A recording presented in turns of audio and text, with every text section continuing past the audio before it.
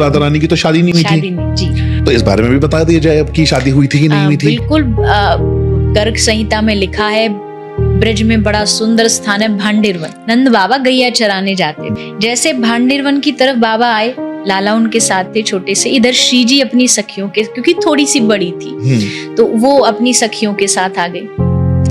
बीच भांडिरवन में जैसे पहुंचे, बड़ी जोर से तूफान आया। तूफान आया, गैया इधर उधर भागने लगी। तो नंद बाबा ने सोचा, छोटा सा कन्हैया, हम तो लेके गलती से आ गए, तो अब क्या करें।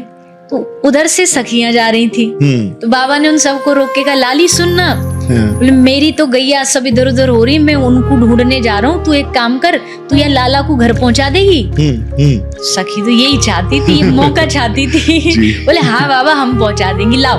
तो कन्हैया को ले लिया, बाबा चले गए। बाबा उस सीन से बाहर हो गए, वो गैया ढूंढने चले गए। अब ठाकुर जी आए और इधर से आई श्री जी। जैसे आए, अब तक बाल्य रूप में थे, लेकिन अचानक से बिजली चौंधी और जो असल जो निकुंज में जो रूप होता है राधा कृष्ण का श्याम स्वरूप, वो रूप में आ गए। यानी जो 16 वर्ष से कम उनकी उम्र होती है, उस रूप में आ गए। सखी उपस्थित हो गई, सब लोग खड़े हो गए और अब विवाह की तैयारी कि आज दोनों का हम मिलकर के विवाह कराएंगे। विवाह की जैसे बारी आई, हाथ जोड़े ब्रह्मा जी खड़े।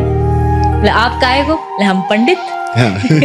शादी में पंडित चाहिए ना, पुजारी पुरोहित जी चाहिए।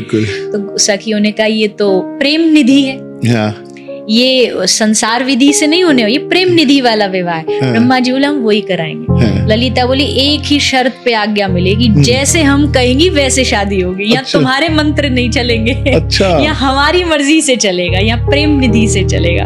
तो ब्रह्मा जी बेचारे डरते डरते हाथ जोड़ करके बैठ गए। वहां दोनों विराजमान हुए, लगाया गया चौकी और वहां बैठ के तब दोनों का गठबंधन किया गया।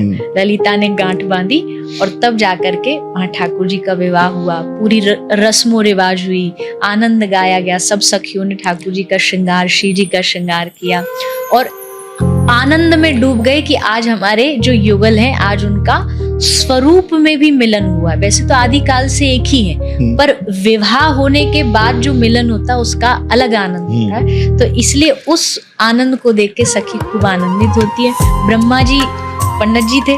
ब्रह्मा जी ने पूछा कि आप जाते समय पंडित जी को दक्षिणा मिलती है क्या? दक्षिणा? सखी ने कहा तुमको दोनों युगल का प्रेम मिल जाए, ये दक्षिणा में हम तुम्हें प्रदान करते हैं।